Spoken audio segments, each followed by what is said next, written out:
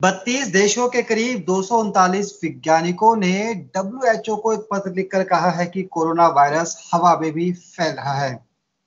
इस बयान के बाद देश भर में, दुनिया भर में और हर जगह लोग कोरोना को लेकर खासे डरे हुए हैं।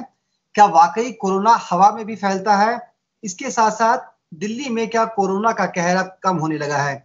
इन्हीं दो मुद्दों को लेकर आज बातचीत करेंगे। हमारे साथ दो एक्सपर्ट डॉक्टर जुड़े हुए हैं। डॉक्टर आशीष कोविड एक्सपर्ट हैं, डॉक्टर रमेश हैं, ये आईएमए से हैं। स्वागत है आप दोनों डॉक्टर्स का पंजाब केसरी ग्रुप में। नमस्कार। डॉक्टर साहब, आशीष जी, पहला सवाल तो आपसे ही है कि क्या वाकई कोरोना अब उस स्टेज में पहुंच गया है कि हवा में भी फैल रहा है? नहीं, देखिए, ये ना इंटरप्रिटेशन हमने गलत कर लिया है। जो रिकमेंडेशंस ये आई है कि जो स्पेसिफिक जगह पर इसका हो सकता है, जैसे जहाँ पे एरोसोल जनरेशन हम लोग प्रोसीजर्स कर रहे हैं, या कोई पब्लिक स्पेस जहाँ पे बहुत ओवर क्राउडेड है, जहाँ पे वेंटिलेशन नहीं ना, जहाँ पे फ्रीक्वेंट एयर चेंजेस नहीं ना, ऐसी जगह पे जो कोरोना हो सकता है वो लंबे समय तक रह सकता है और वो जो हवा की जो करंट्स है उनके साथ जा सकता है।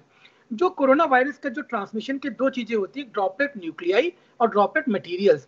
ड्रॉपलेट मटेरियल्स जो 5 माइक्रोन से ज्यादा बड़े होते हैं वो 1 मीटर तक सेटल हो जाते हैं, और जो ड्रॉपलेट न्यूक्लियाई होते हैं जो कि 5 माइक्रोन से कम होते हैं वो 10 मीटर तक अगर हवा के करंट के साथ चले तो पहुंच सकते हैं। ये कोई पहली बार नहीं कहा जा रहा है एयर ट्रांसमिशन। आपको पता हो, एक बार चाइना की भी स्टडी आई थी जब उन्होंने एक हॉस्पिटल में भी करके देखा था जहाँ पे एयर ट्रांसमिशन नहीं पाया गया था। इनफैक्ट एक स्टडी यहाँ पे अभी जो हमें यूएस की भी आई थी जिसके अंदर एक म्यूजिकल एक प्रोग्राम चल रहा था, वहां पे भी कई लोगों को पॉजिटिव मिल गया था, तो लोगों को तब भी लगा था क्या एयर ट्रांसमिशन हो रहा है। फिर भी वहां पे जब आगे रिसर्च हुई तो पता चला कि एयर ट्रांसमिशन नहीं है। इसलिए बहुत ज्यादा पैनिक होने की जरूरत थी ना। अगर ये एयर ट्रांसमिशन हो रहा होता तो कम से कम इस समय 70% ऑफ पॉपुलेशन वर्ल्ड की कोविड से ग्रसित होती, जैसा कि नहीं है। जी सर, लेकिन सवाल ये है ना कि डब्ल्यूएचओ ने जो रिपोर्ट से उसको एडमिट भी किया है, तो क्या कहीं कुछ डाउट है डब्ल्यूएचओ को इसलिए एडमिट किया गया है? देखिए, डब्ल्यूएचओ ने ये बोला है कि अभी रिसर्चर्स की बहुत ज्यादा जरूरत है। अभी हम एक कोई इसको प्राइमरी मोड ऑफ ट्रांसमिशन नहीं मानते। डब्ल्यूएचओ ने पहले भी बोला है ये हो सकता है कई स्पेसिफिक जगह पे ट्रांसमिशन इसके थ्रू मिनिमम ट्रांसमिशन हो सकता है, पर जो प्राइमरी मोड ऑफ ट्रांसमिशन है जिसके अंदर हम लोग ये बोलते हैं कि ह्यूमन टू ह्यूमन जो ट्रांसमिशन सबसे ज्यादा है वो ही सभी मेन है, उसी को हम लोग को बरकरार रखना चाहिए। इसीलिए सोशल डिस्टेंसिंग और मास्क का यूज अभी भी हमको बराबर से करना चाहिए। जी, डॉक्टर रमेश भी हमारे साथ हैं। बंसल जी, क्या लगता है आपको, जिस तरह से डब्ल्यूएचओ के पास ये रिपोर्ट गई है, दुनिया भर के करीब 240 साइंटिस्ट ने अपनी रिपोर्ट सबमिट की है, ऐसे में आपका पहला रिएक्शन क्या है? क्या कोरोना हवा में भी फैल रहा है या सिर्फ अफवाह है ये?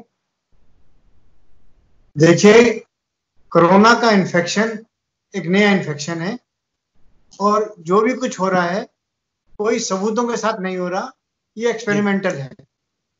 हमने माना कि कोरोना का ड्रॉपलेट इन्फेक्शन होता है और अब नई खबर आ रही है कि यहाँ एयरबॉर्न भी हो सकता है। ड्रॉपलेट इन्फेक्शन और एयरबॉर्न इन्फेक्शन में फर्क क्या है? बेसिकली ये बात समझने की जरूरत है।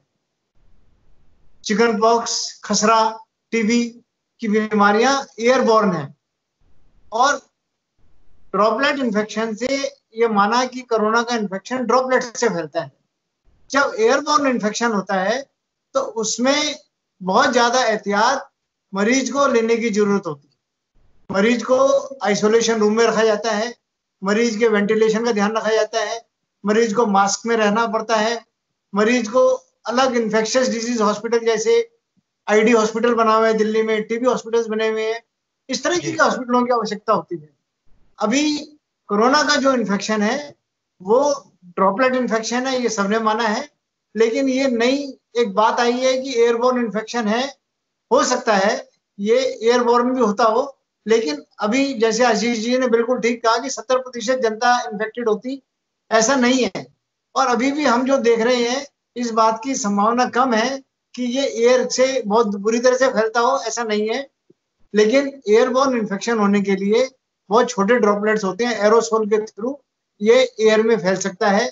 पार्टिकल हवा में ज्यादा देर तक रहते हैं और तेज हवा में वो पार्टिकल दूर तक भी जा सकते हैं, तो इस तरह से एरोसोल इन्फेक्शन होता है। तो ड्रॉपलेट इन्फेक्शन एक लिमिटेड वे है और एयरबोर्न होने से वो इन्फेक्शन और ज्यादा समाज में हो सकता है। हमको चाहिए कह रहे हैं कि जो आप ये कह रहे हैं कि जो ड्रॉपलेट्स है वो 5 माइक्रोन से छोटा है, तो बहुत हाँ। ज्यादा पैनिक होने की जरूरत नहीं है। लेकिन जब हम भीड़ भाड़ वाली जगहों पर जाते हैं, दुनिया भर के बाजार हैं अलग अलग जगहों पर, लोग क्योंकि सटके भी निकलते हैं, कहने को तो हम लोग डिस्टेंस का पालन भी करते हैं, लेकिन अगर हम दिल्ली की भी बात करें, इतने छोटे छोटे बाजार हैं, संकरे बाजार हैं, ऐसे में क्या जो ड्रॉपलेट्स हैं 5 माइक्रोन से छोटे वाले, क्या ये इफेक्ट कर सकते हैं? बंसल जी आपसे जाना चाहेंगे पहले। देखिए, जो ड्रॉपलेट जो भीड़ भाड़ वाले इलाके हैं और जो सोशल डिस्टेंसिंग की आवश्यकता है वो पूरी नहीं हो पाती, लेकिन एयरबॉर्न हर इन्फेक्शन में ये सबसे जरूरी है, जो पेशेंट है वो पेशेंट नहीं आना चाहिए पब्लिक प्लेसेस के अंदर। पेशेंट बीमारी फैला रहा है, लेकिन जो लोग बीमार नहीं है वो लोग तो चल सकते हैं। हम लोग मास्क पहन रहे हैं, सोशल डिस्टेंसिंग जितनी मैक्सिमम है वो मेंटेन कर रहे हैं, उससे डेफिनेटली कोरोना के प्रिवेंशन में बहुत मदद मिलेगी। आशीष जी, मालूम कैसे पड़ेगा कि भीड़ वाली जगह पर पेशेंट नहीं है या फिर हम नहीं। आप लोग सेफ हैं? क्योंकि ड्रॉपलेट्स तो भले ही छोटा है, लेकिन कोरोना पे जैसे डॉक्टर बंसल जी ने कहा कि एक्सपेरिमेंट हो रहे हैं, तो क्या ये भी कोई एक्सपेरिमेंट है? नहीं, देखिए ये कोई एक्सपेरिमेंट नहीं है। अब देखिए हमें बहुत ज्यादा वैलिड डाटा आ गया है अभी। दूसरी बात, जो भीड़ भाड़ के एरिया हैं जहाँ पे बहुत लोग सटे सटे आ रहे हैं, वहां पे हम ये नहीं कह सकते केवल पेशेंट ही कोरोना फैला रहे हैं। आपको पता है कोरोना फैला ही केवल इसलिए है क्योंकि जो एसिम्टोमेटिक जो कैरियर है, जो प्री सिम्टोमेटिक कैरियर है, उसने कोरोना कोविड को इतना फैलाया है। जो यहाँ से माइग्रेंट दिल्ली से या बॉम्बे से जो नॉर्थ ईस्ट में हर जगह पहुंच गए, वहां पे ये फैला है। तो ये मेन इशू की प्रॉब्लम ही कोविड के साथ यही है कि ये जो एसिम्टोमेटिक ट्रांसमिशन है जो कि हम लोग को प्रॉब्लम दे रहा है। हमको ये नहीं पता कि हमारे जो सामने वाला बंदा जो कि एकदम ठीक हो वो कोरोना ना फैला रहा हो। इंपॉर्टेंट ये है कि जब तक हम मास्क पहनेंगे, तो अगर मान लो वो खांसता है, बात करता है, जमाई लेता है, इनसे ड्रॉपलेट न्यूक्लिया आगे जाते हैं। तो अगर आप किसी क्लोज स्पेस में हैं तो कम से कम इतना डिस्टेंस बना के रखें ताकि आप उस चीज से बच सके और मास्क का यूज करें। जो ड्रॉपलेट न्यूक्लियाई जो 5 माइक्रोन से कम हो सकता है, वो 10 मीटर तक जा सकता है अगर उसको हवा करंट से, एयर करंट का हम लोग को फायदा मिले।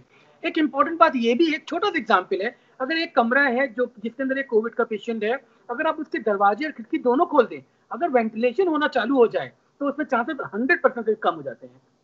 यानी वेंटिलेशन का बहुत इसमें इंपॉर्टेंट रोल है।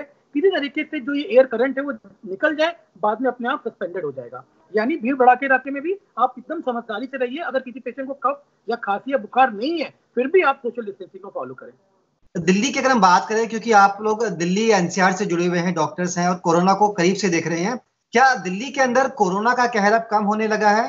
क्योंकि जो आंकड़े दिल्ली सरकार को लगता था कि जुलाई तक स्थिति भयावह हो जाएगी और जगह नहीं बचेगी कहीं भी, लगभग उतने केसेस तो अब नहीं है और लोग रिकवर भी तेजी से कर रहे हैं। खुद मुख्यमंत्री अरविंद केजरीवाल ने भी कहा। तो क्या आप भी मानते हैं कि अब हम लोगों ने वो वाला फेज पार कर लिया है, अब घबराने की जरूरत नहीं है? देखिए फेस तो अब क्या होगा, आपको पता है कि हर, अगर आप इटली का एग्जांपल लेंगे, यूएस का एग्जांपल लेंगे, आपने यही देखा एक बार कुछ लोगों को जब एक पॉपुलेशन में 50-60% पॉपुलेशन इन्फेक्टेड हो जाती है तो इसकी ग्रेविटी कम होती चली जाती है, इसके केसेस कम आते चले जाते हैं। दूसरी इंपॉर्टेंट बात है, जो टेस्टिंग हमने स्टार्ट कर दी, एंटीबॉडी, एंटीजन, आरटीपीसीआर, हम इतना टेस्ट कर पा रहे हैं कि हम जो एसिम्प्टोमेटिक प्री सिम्प्टोमेटिक को भी कैच कर ले रहे हैं और उनको दूर जगह जाने से बचा रहे हैं, उनको क्वारंटाइन कर रहे हैं। इससे भी इन्फेक्शन का बर्डन कम हो रहा है। ये इंपॉर्टेंट बात है समझने की, बिकॉज हम टेस्टिंग ज्यादा कर रहे हैं, पहले हम टेस्टिंग नहीं कर रहे थे। दिल्ली में जो अभी बर्डन कम हो रहा है, नो डाउट, जो डबलिंग टाइम जहां पहले जो जैसे 12 दिन में जो डबल कर रहा था, 13 से 14 दिन में डबलिंग टाइम आ गया है।